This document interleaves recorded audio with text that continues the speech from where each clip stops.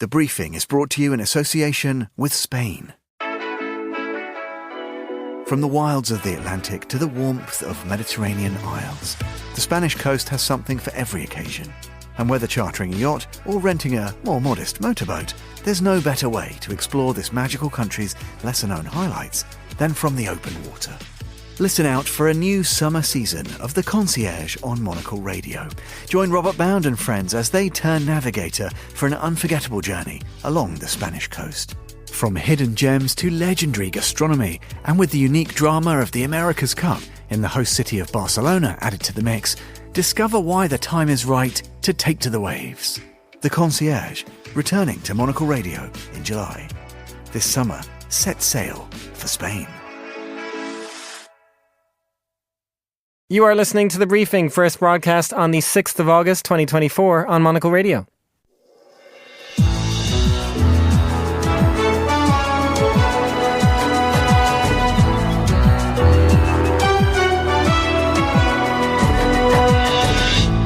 Hello and welcome to The Briefing, broadcasting live from Studio 1 here at Midori House in London. I'm Chris Chermak. Coming up on today's programme.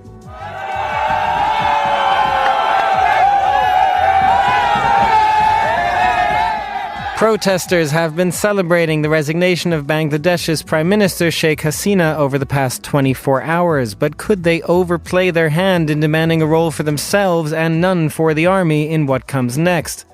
After that, with Venezuela's elections still hotly contested, two of the continent's key players, in Brazil's President Lula da Silva and Chile's Boric, are meeting to decide their role. Can Lula continue to play mediator? Then, vice presidents historically can't help a lot, although they're good as kind of campaigners, but they can hurt you a lot if they are failures. We are still waiting for Kamala Harris to announce her vice presidential pick, but we'll preview the candidates and the role they'll play in the campaign. We'll also get the latest television news and check in with our Paris team on our Olympics coverage. All that right here on The Briefing with me, Chris Chermak.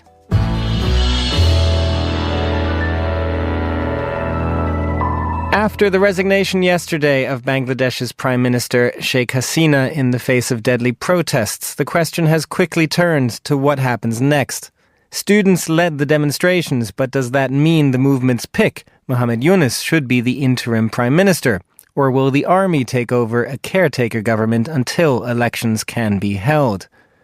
Well, Sohela Nazneen is Senior Research Fellow at the Institute of Development Studies at the University of Sussex. She joins me now. Sohela, great to have you on the show. Catch us up, first of all, on just the incredible last 24 hours since the Prime Minister resigned. The last 24 hours has been momentous. We saw Hasina resign and leave the country. We saw discussions held by the army chief with the different political parties and also civil society actors. We also saw the student movement coordinators issuing a warning and asking people to still be on the streets till an interim government is formed. We also saw sort of warning in terms of the students are not going to tolerate the business as usual. We have seen other political parties in power, and not that their performance has been great than Hasina's. So there is a very clear warning from the people in terms of this time things need to be different. There are also worries about police stations being attacked and reprisals attacks or opportunistic attacks carried out because things are in flux. So there has been a widespread call for calm and for people to abide by law. And, I mean, when you describe all of those different groups, I'll kind of ask the same question I asked yesterday at this time, 24 hours ago. But what is your sense of who has the real power at this point to dictate what happens next?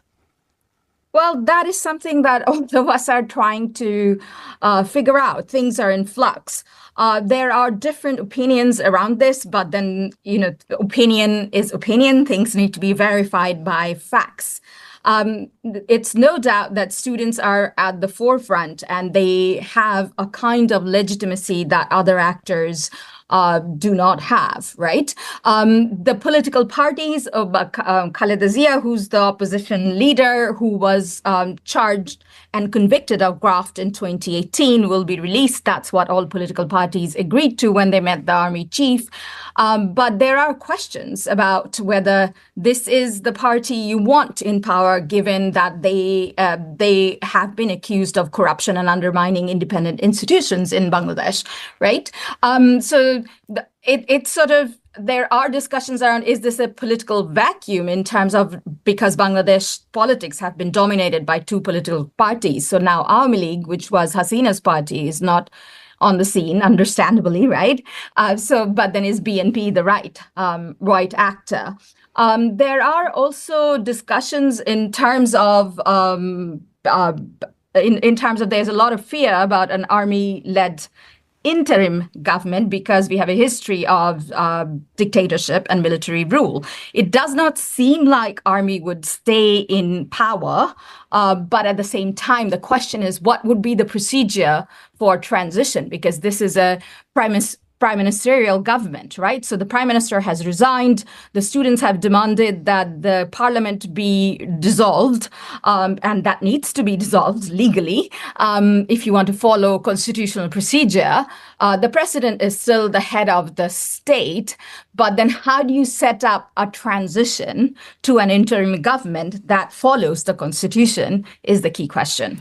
So many questions there. And then one person actually who you did not mention there, of course, is this suggestion from the students, as I understand, or the protest movement, that they would like to see Mohammed Yunus, famously known as the banker of the poor, lead some kind of interim government. Do you get any sense that they could get their way on that? And what has Yunus himself said? Well, the student leaders are supposed to meet the army chief, or that's what I'm seeing on being reported in the Bangladesh media. So we will know the outcome. Students have also said that they have spoken to Dr. Yunus. Dr. Yunus has also given out a statement. He is back from France. He was there for a medical appointment and a procedure. And he has widespread acceptance among the public. And we have had civilian-led technocratic government before because we used to have a caretaker government system. But it still needs to happen based on consensus. And then one other aspect of this that is interesting is the former Prime Minister, or now former Prime Minister Sheikh Hasina, is claiming asylum in the UK. What can you tell us about that? Why the UK, and what do we expect to happen there? Basically, Hasina's niece is here, Tulip Siddiqui, who's an MP. From the Labour Party. We also know UK has been a place for asylum, like Tariq Zia, who was the son of Khaleda Zia, and he also claimed asylum in the UK, right? So there are eyes on the UK in terms of how the UK government would grant or not grant asylum, but what it also means in terms of because a key demand of the movement has been this time there won't be a culture of impunity, right? People will be brought to justice for the death, for all the abuse of power that has happened in office. So there is a big question mark there in terms of how the UK government reacts to the request. And I know that there were discussions also in terms of, are there extradition treaties with the UK, and can you use the international court to file cases, etc. Yeah, it'll be very interesting to see how the UK reacts to that. Thanks very much, Sohela. That was Sohela Nazneen of the University of Sussex. Now here's Monocle's Henry Rees-Sheridan with the day's other news headlines. Thank you, Chris. US President Joe Biden met his senior national security team yesterday to address the possibility of an Iranian retaliatory attack on Israel. US Secretary of State Antony Blinken said officials were working around the clock to prevent an escalation of conflict in the Middle East. Tensions have risen over the past week following the assassination of Hamas's political leader Ismail Haniyeh, for which Iran has blamed Israel and vowed severe retaliation. In the UK, police came under attack in Belfast, Darlington and Plymouth last night as violent rioting continued across the country. There has been nightly unrest for the past week in the wake of a knife attack in Southport last Monday that killed 3 children. The far right has been spurred by online misinformation and lies about the background and motives of the suspect in the attack. And Japanese shares rebounded today after plunging yesterday and sending shockwaves through global financial markets. The sharp fall in Tokyo followed the Bank of Japan's decision to raise interest rates for just a second time in 17 years. It sent the yen soaring against the dollar, making Japanese stocks and exports more expensive for foreign investors and buyers. Those are the day's headlines. Back to you, Chris. Thanks very much, Henry. In Latin America, a continent with a history of left-leaning governments, some more moderate than others, the question of what to do about Venezuela's authoritarian leftist Nicolás Maduro has been a particularly curious one. Brazil's President Lula da Silva has been in Chile this week, meeting with fellow left-leaning Gabriel Boric, one of the rising stars of the left on the continent. Both countries are trying to figure out how to deepen their own ties and exactly what line to take on Venezuela's Maduro. Well, Antonio Sampaio is an expert on Brazilian politics and a regular contributor on Monocle Radio. Antonio, Brazil and Chile have called on Maduro to release the voting results of the election, but they haven't gone quite as far as others in sort of recognizing the opposition say or declaration by Maduro invalid. What kind of line are they trying to draw here? That's right. Brazil is trying a diplomatic line that is very traditional of its diplomacy, which tends to be more moderate and always aiming for a sort of mediated institutional solution, as they call it. And it is basically 2 stories there. One is the line that the Brazilian sort of technocratic diplomats are trying to establish with this tradition of non-interference and trying to mediate a solution with the political actors in Venezuela. And the other story is the sort of dubious, sort of confusing signals that the president of Brazil, Luiz Inácio Lula da Silva, has been sending for many, many years, actually. In recent days, he has tried to, I think, adopt more of this sort of technocratic, sort of cautious line. But a few days after the election, Lula said that, in his opinion, there wasn't anything really serious happening or anything scary happening, and that the press was sort of exaggerating the stories. And then I think he moderated the comment, sort of went back a little bit. But these comments, and especially Lula's past as somewhat of a strong supporter of the Maduro and before that the Hugo Chavez regime in Venezuela, undermines a little bit the credibility of Brazil as an independent, impartial negotiator in this very complex crisis right next door to it. And Antonio, how much is that a conversation within Brazil itself? How much is Lula under the microscope? I understand that former presidents, a group of about 30, have sent a letter asking him to stand up for democracy. Yes, Brazil at this point is one of the most important countries, but certainly the one that whose performance or opinion on this matter is less certain. It has a government of the Workers' Party, which, as I said, has been traditionally somewhat supportive, if not a staunch supporter of the Maduro regime.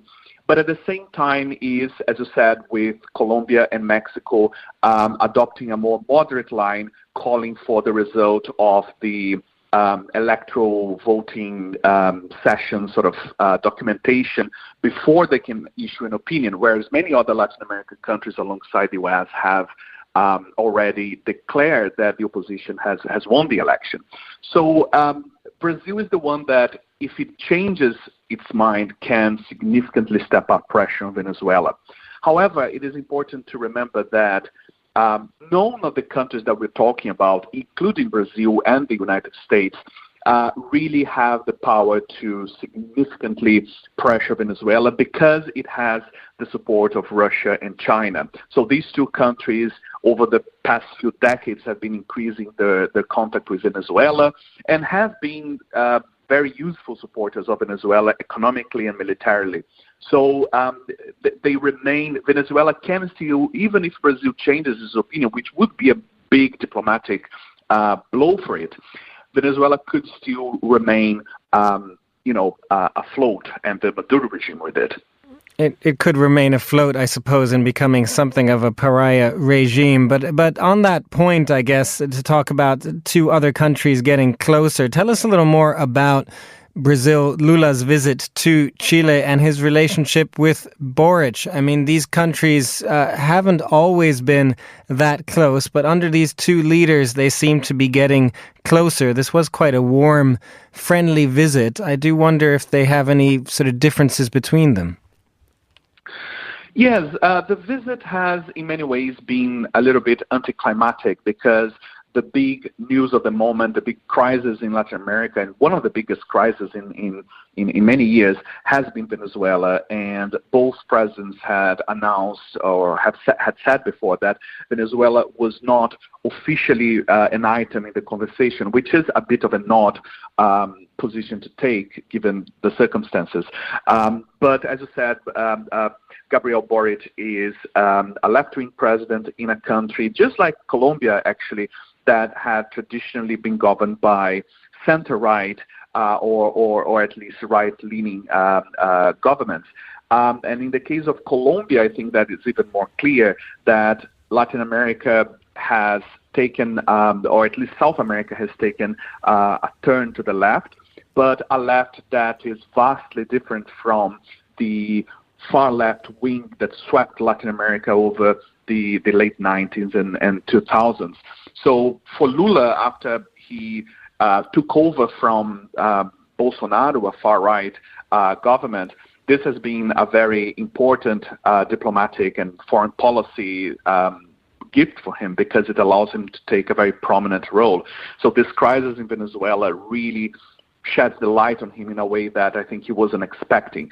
And that's why everybody's watching what Brazil and Colombia, with the new, relatively new left-wing government will take, and Chile as well. But Chile has already taken an interesting position, which was also to demand the release of the documentation, etc., not declaring that the opposition has won, but saying that it's unlikely that the results were clean and that serious fraud had been apparently committed, which led to the breakup of relations between Venezuela and Chile in recent days. So it seems that Lula is still on the sort of Maduro end of the spectrum of the left-wing governments in Latin America. So everybody's watching what they will do next.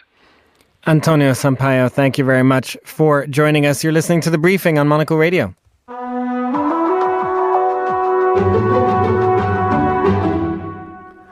You are back with The Briefing on Monocle Radio. I'm Chris Chermak. It has been 1 week since Kamala Harris's campaign announced that the Democratic Party's newly anointed presidential candidate would embark on a battleground campaign tour with her new vice president, starting today in Philadelphia.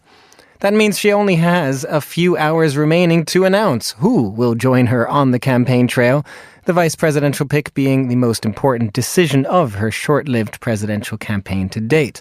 The shortlist includes Pennsylvania's Governor Josh Shapiro, Arizona Senator Mark Kelly, Minnesota Governor Tim Walz, U.S. Transportation Secretary Pete Buttigieg, among a couple of others. And while the search for a vice presidential candidate normally takes months, due to the unusual circumstances of Harris's campaign, she and her team have only had weeks to find and examine the candidates. Washington reporter H.J. Mai has the latest on the Democratic sweepstakes. U.S. Vice President Kamala Harris is taking her message on the road. She's kicking off a tour of 7 key battleground states today, starting in Philadelphia, Pennsylvania. Harris, who has secured enough delegates to win the Democratic presidential nomination, will embark on this campaign blitz together with her yet-to-be-announced running mate. Harris knows that winning in those so-called swing states will decide the election in November. So, Georgia, it is so good to be back, and I am very clear. The path to the White House runs right through this state. And you all helped us win in in 2020, and we're going to do it again in 2024. Yes, we will. That's Harris during a recent campaign rally in Atlanta, Georgia, one of those swing states. Harris has enjoyed somewhat of a honeymoon period since President Joe Biden decided to drop his re-election bid. The party quickly united behind her, and recent polls show that Harris has been able to close the gap to her Republican rival Donald Trump in those so important battleground states. But now, it's about convincing people that she can deliver on those lofty expectations. And who she picks as her running mate will be a first indication of that, says political consultant Hank Scheinkopf. Vice presidents historically can't help a lot, although they're good as kind of campaigners, but they can hurt you a lot if they are failures. Scheinkopf is a top Democratic strategist and a former advisor to President Bill Clinton. He has seen how vice presidential picks impact the campaign. Sarah Palin was disastrous for John McCain. Walter Mondale was helpful to Jimmy Carter, unquestionably so. Lyndon Johnson was very helpful to Jack Kennedy geographically. So it all depends on the circumstance at the moment. Harris's team has reportedly vetted at least a dozen potential candidates. She met with some of the top contenders on Sunday. Scheinkopf believes it's paramount that Harris picks someone who can counter her progressive positions, which have been further to the left than those of President Biden. It's very important for the Harris campaign to pick somebody who's down the middle. Why? Because she's going to get pushed to the left in campaign commercials put up by the Trump operation. They're going to try to position her as out of step, out of touch, out of the mainstream, based upon her previous stances. For him, the top contenders are Arizona Senator Mark Kelly, Minnesota Governor Tim Walz, and Pennsylvania Governor Josh Shapiro. Given that the first stop of the campaign tour is in Philadelphia, some have given Governor Shapiro the edge. And there's a lot to like about Shapiro, says Penn State Associate Professor Daniel Mallison. He is a governor who has a reputation that he's built in the state over many decades in his political career here of being a consensus builder and one who's able to work across the aisle fairly well. It's an ability that could be valuable, even though his stance on certain issues might irk some on the left. Pennsylvania is both a union, has pretty strong union presence, and we're the second largest natural gas producer in the U.S., and so he hasn't always been as strong on environmental issues as progressives would like. He's also Jewish, and his strong support of Israel has become a topic of conversation within the party, as Biden and Harris have received criticism for supporting Israel during its war against Hamas in Gaza. Those are among the reasons why Scheinkopf thinks Arizona Senator Mark Kelly would be the better choice. He's a former astronaut, a war hero, and his wife, former Congresswoman Gabby Gifford, survived an assassination attempt after being shot during a campaign stop, meaning he can advocate for gun safety without being seen as too liberal. Although I may be dead wrong. When exactly Harris will announce her decision today remains unclear. Her campaign event in Philadelphia is scheduled for late afternoon. But no matter the choice, the challenge to beat Trump in November remains hers. If she can build a coalition of anti-Trump voters and expand on Biden's 2020 voter pool in those critical swing states, then Democrats have a chance. Friends, let's level set. We have a fight in front of us. We have a fight in front of us, and we are the underdogs in this race. We are.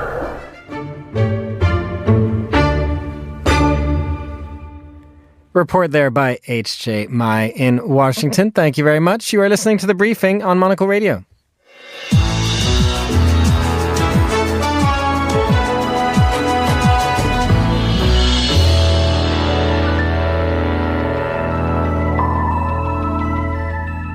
You are back with The Briefing, and it's time now to turn to the latest news from the world of television. I'm joined now by Scott Bryan, TV critic and broadcaster. Good afternoon, Scott. Afternoon. We're going to start with a debate over Olympic broadcasters. Yesterday on this show, we talked a bit about how well NBC is doing over in the US. But here in the UK and Europe, there's been a bit more of a debate, hasn't there, over sort of public versus private broadcasts of the Olympics? Yes, you're exactly right. So I think until about 2016, it used to be the case that the BBC, the public service broadcaster, used to be the sole way that you would watch the Olympics. And not only did they have a sort of two channels pretty much doing non-stop sport throughout the day, you also had up to 24 different live streams that you were able to access for your TV set, pretty much everything from Greco-Roman wrestling right to more recent sports such as skateboarding. But then what happened was that Discovery, Warner Brothers Discovery, signed a deal directly with the International Olympic Committee for about $1 billion throughout Europe. And they are now what they refer to as the home of the Olympic Games. So essentially behind a paywall, a low-cost paywall, $3.99 is a special offer for those within the UK, but there is a paywall. And I think what many people are kind of noticing a bit more with this Paris Olympics, even though the deal has been running for quite some time, is far more restrictive access to sports on a public service broadcaster. So there are no longer the 24 live streams available for license fee payers. You only really have one TV channel and one alternative, a sort of curated sports channel done by the BBC themselves. And Scott, do we have any sense of what kind of impact that has had on the actual ratings, whether that is the BBC itself or Discovery? I have to say, personally, as a sort of non-Brit living here in the UK, it does feel perhaps like the BBC as a result is focusing even more on the UK athletes. And, but I do wonder if that actually has an impact on its ratings. You're exactly right. I mean, I think the BBC has always focused a lot on Team GB hopefuls, but I think much more so if they don't really have that much more choice to kind of show us a range of sports at the same time. But you are still getting big ratings where it counts. So Keely Hodgkinson, when she won in the athletics yesterday, that had about 8.7 million people tune in. There were similar ratings for the 100-meter men's final and for the women's final over the course of the weekend. So I think when viewers really turn to the TV, they're still kind of tuning in big numbers. And that's obviously keeping the Olympic movement happy. The IOC have also said that they are really happy with the ratings so far from what they're getting from Warner's. And Warner's has seen substantial growth in their subscription, according to a Guardian report today. So I think that they're happy of that. They've spent a lot on the cost of the Olympics because it means that essentially, people will hopefully subscribe and not leave directly after the Olympics ends. I guess a big question is, what about sports that are not the ones that have the highest ratings traditionally? So when you look past the athletics, past the swimming, past the gymnastics, I mean, are you having an adverse effect on maybe those sports that would normally have people tuning in the past, but now maybe aren't so keen to go and pay for pass a paywall for? So maybe, for example, for surfing or the equestrian, or maybe some of the newer sports such as breaking, which is breakdancing. I think that's a bit harder to read just because the ratings for those sort of sports and those feeds don't really get given out to journalists that much. They're sort of behind their own internal statistics. But it'll be interesting to see, what the athletes, what the sport associations say this long term. Very interesting, Scott. We'll continue to follow the Olympics, of course, but I wanted to ask you about one other story, somewhat related when we're speaking about public broadcasters. You have seen this study from Ofcom that shows that less than 50% of 16 to 24-year-olds are watching broadcast television at the moment. Tell us about that. It is quite a big drop. I mean, of course, if you ask anyone in their 20s how they watch TV these days, they would say they would turn to Netflix, they would turn to perhaps BBC iPlayer, which is the BBC's catch-up service, rather than go through all of the traditional channels and scroll through in the old way. I think what is noticeable is how much of a drop that there has been. So as you just said there, less than 50% of people who are in their 20s now sort of tune into live broadcast TV. But that is a drop of a massive 25% in only 5 years. So I think the pandemic certainly, plus the proliferation of competition in streaming has really sped up that change. And I guess it kind of raises big questions about the future of public service broadcasters, because if you are competing against the whole internet for content, you can go onto YouTube, you can go onto a show that maybe aired yesterday or on a catch-up service, or you can watch pretty much anything from 40, 50 years ago. How will that affect those traditional channels that have always naturally had millions of people tune in during the evening? And I think one statistic that kind of causes concern with me is that we've had a decline in broadcast TV viewing, particularly with that demographic, with young people. But the rise of BBC iPlayer and all of their rivals, which are essentially the public service broadcasting offerings, have not been able to offset that. They have been able to have those sort of big landmark breakthrough figures, and it is rising all the time, but not at the same rate. So there is a gap between that fall and that rise, and it's only getting larger. Just quickly on that then, does that mean the BBC and others basically have to perhaps up their game? I guess that is one way you could look at this if they are going to streaming. They all do have their streamers, as you say, as well. They just have more competition. I think, that's a big question. A lot of public service broadcasters, but particularly the BBC, have been affected by just having limited funds. The BBC licence fee had been frozen. It's now rising again, but these big streaming services need substantial investment for them to work. And I also think there needs to be perhaps greater collaboration between the channels. You are seeing that with the launch of a sort of new TV service that allows you to essentially watch TV through a set without even connecting to the aerial or having to need a satellite dish at all.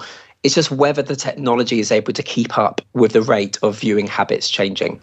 Yeah, very interesting. Thank you very much. That was Scott Bryan. This is The Briefing.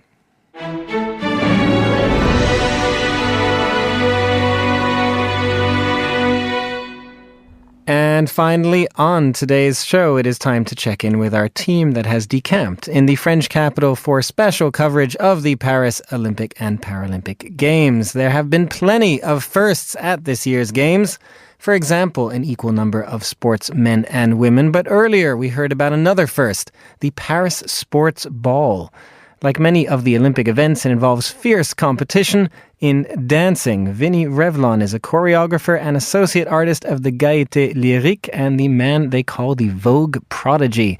Vinny joined Emma Nelson earlier in our Paris studio. Let's have a listen.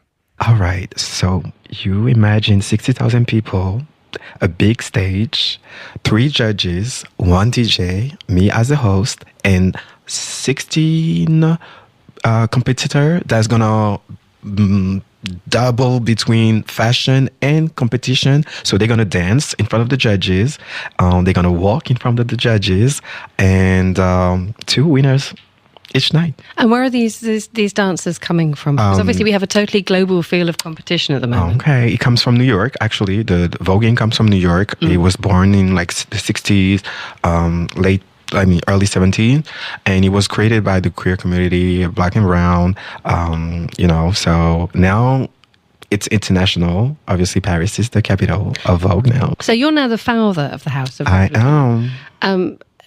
But you started voguing when you were, 13? Tell us how voguing, landed in Vinny's life. Listen, it was a dance competition on MTV. It was called MTV Dance Crew USA, something like that. And in that show, it was a Vogue group called Vogue Evolution. And the first time I saw it, I hated it. Why? Because I thought it was too much. But then the more and more I was watching, I was like, okay, they're not too much. The other girls are less. Yeah. What were they doing? This is radio, so this is hard work when it comes to. I'm going to get you to tell us how to dance in a minute, which is going to be interesting. But sort of, what were they looking, and what was the impression that they were giving, and what were they doing? They was to me, it was like the looks was bright, the attitudes was bright, and I think it was a self thing also. I was not confident enough in myself, and then in my mind, I was like, okay, no, they just enough. The people are not, like, they have to catch up to that, because voguing is different, and I love that energy. All right, here we go. Why is voguing different? Listen, why? Because we first of all, it was made by us for us, and when it comes to battles and dancing, we always come up with a look. We always look good, regardless of losing or winning. We always look good. And plus, when it comes to battle, it's not one after the other. It's two at the same time. So the judges have to pay attention to both, and you have to outshine your opponent. So when you got your wonderful dancing and your fabulous, incredibly fierce competitors taking the stage and competing for the judges, but you're doing it within an Olympic context. Right. So what kind of magical dust are the Olympics sprinkling over what is already a pretty full show? So I will say this: did you witness the opening of the Olympics? Oh yes. The message that was transpired was diversity and inclusion, right? So me throwing a ball for the Olympics is just that. Is to tell the world, come out, be yourself, be free, and let's celebrate together. And do you think that in 2024 in Paris, that people can be who they want to be? It's still difficult, but we are here and we are pushing through. And we are opening doors, and us doing this, and plus all my participants, all the people who Vogue, their look is inspired by the Olympics and it's sports. And it's not just music. Sorry, it's not just dance, is it? You have actually you create music as well to go with all this. That's right. I think that's possibly the moment when I say, shall we have a listen to something that you've done? Tell us, Vinny, what we're going to listen to. Well, the track that I sent you, or like the music that has been audible? I think it's the track that you sent us. You've given the game away. Oh, sorry. Well, it's a I thought it was being magic and natural. It's a mix between house music and Vogue music also, and some chant. Let's have a listen to it, and then we'll get you to explain how to do one Vogue move.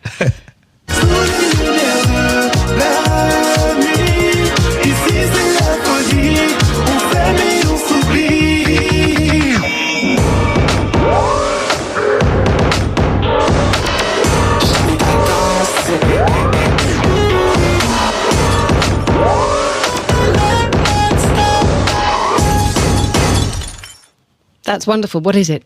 That's a track that me, Keona, and Gigi made. We like besties. We like sisters and brothers, wife and kids.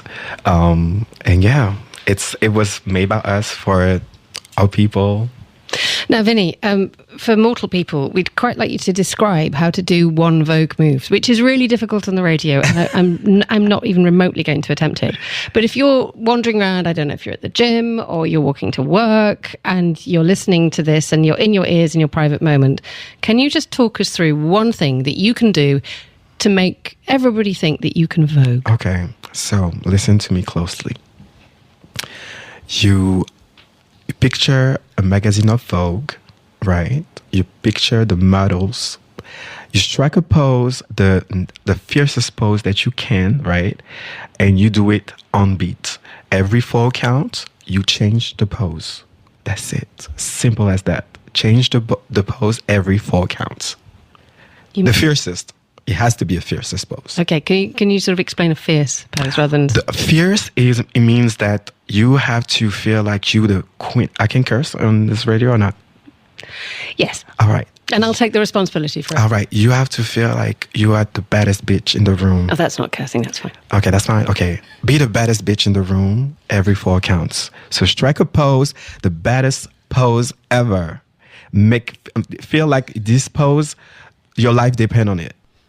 That was Vinny Revlon in conversation with Monocle's Emma Nelson earlier on Monocle in Paris. Head over to our website to subscribe to our brand new show coming to you from the French capital during the Olympic Games. That is all the time for this edition of The Briefing, produced by Carlotta Ribello. Our researchers were Gunnar Grunlid and Sana Jumani. Our studio manager was Steph Chungu. The Briefing is back tomorrow at the same time. I'm Chris Chermak. Goodbye and thanks for listening.